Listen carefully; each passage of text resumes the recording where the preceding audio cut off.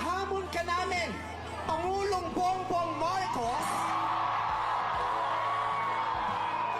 kung gusto mong magkaroon ng magandang legasiya, ang pangalan mo, ipakulong mo lahat ng magnanakaw.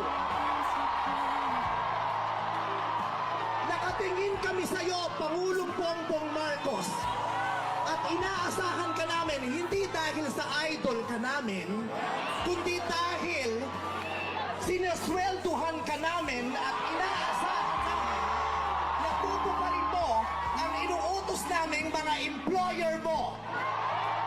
Kami ang nagpapasahod sa inyo. Tapos na ang panahon na natatakot tayo sa gobyerno. Takutin natin ang gobyerno dahil ang kapangyarihan ay nasa sa atin, wala sa kanila. Nakatingin kami sa inyo. Ipakulong lahat. Lahat ipakulong.